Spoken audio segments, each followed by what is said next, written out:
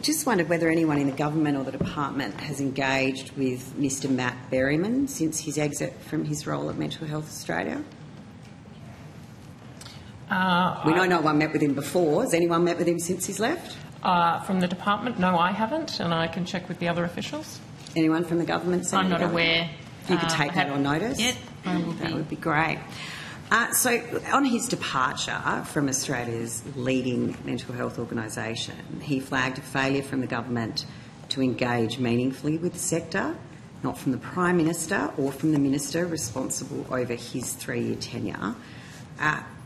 Would you agree with his characterisation? And if not, why not? If that's asking me, no, I wouldn't. I mean, he's entitled to his view, but no, I don't agree with it. So you don't think no engagement from the Prime Minister or the relevant minister is appropriate? Well, he had a view about the about engagement with the government, and I'm answering that I don't share that view. Well, it's disappointing that we see someone with so much experience in that sector feel they need to resign because of the government's that's a matter for that individual. Yeah. So I can't see your name. I'm sorry. Those names are so small. Ms. Field. Ms. Field. Right. Yeah. Did you say there was 361 or 391 over 4 years? 361 million over 4 years. God, we were actually giving you credit for more in our notes. But so 361 over 4 years. I mean, surely Mr Berryman is right that it is that a sector that is in crisis. We do not have gaps in our mental health system. We have chasms. And a $361 million investment over the next 4 years is surely a slap in the face to this sector.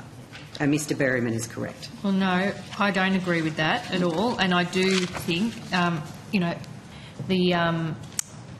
budget builds on previous budgets, and we are undoing a lot of the damage, frankly, Senator Hughes, that your government inflicted across the Medicare system, across the health workforce, across the way that states and territories and the Commonwealth work together, and we are addressing it bit by bit. And there is, I know from the Health Minister's own significant personal interest in this area of mental health, some significant reform, and there's more work to do.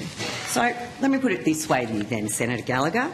Funding has steadily decreased under this government. Now remember, you've now put $361 million over 4 years. You could spend $456 million in 1 year on your referendum, The Voice, $361 million over 4 years for mental health for all Australians.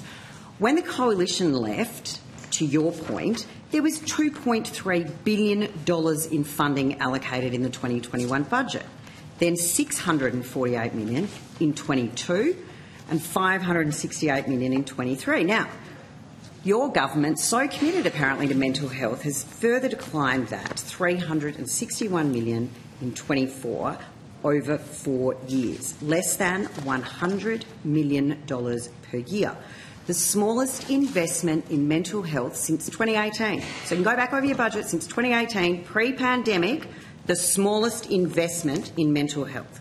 So with the mental health crisis that we've got in this country, brought on by still residual results of the pandemic, brought on by your cost of living crisis, how can you possibly sit there and claim that this is a significant investment in a sector that is in dire need of meaningful support? Well, you're ignoring all of the other investments that we've made into rebuilding. Enlighten me to those investments. Okay, well, investing in bulk billing for... I'm sorry. If we want to talk about bulk billing, we'll go through those figures in decline too, shall we? Well, they're not.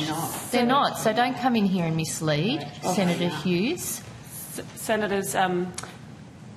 So I'll come back to Senator Gallagher to answer the question, Senator Hughes.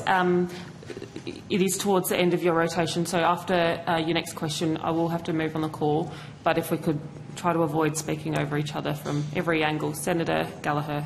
We have made significant investments into the Medicare system, into the MBS, and as everybody who knows, who watches health closely, knows that a lot of primary care is provided, interventions is provided for people who have mental health conditions.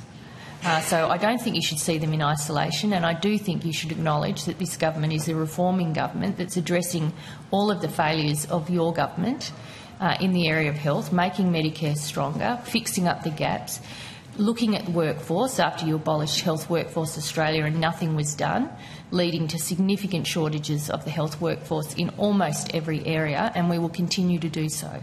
And I assume you've got health workforce as a priority on your skills assessment over yoga instructors. Well, health workforce is a priority. Growing our own workers, which is what Health Workforce Australia was established to do before you abolished it, is a key priority for this government. If you could answer the question, please, Senator Gallagher. The question's very clear, and it's a simple question. I'm rotating. Senator Hughes. I'm sorry. No, Senator Hughes. No, Senator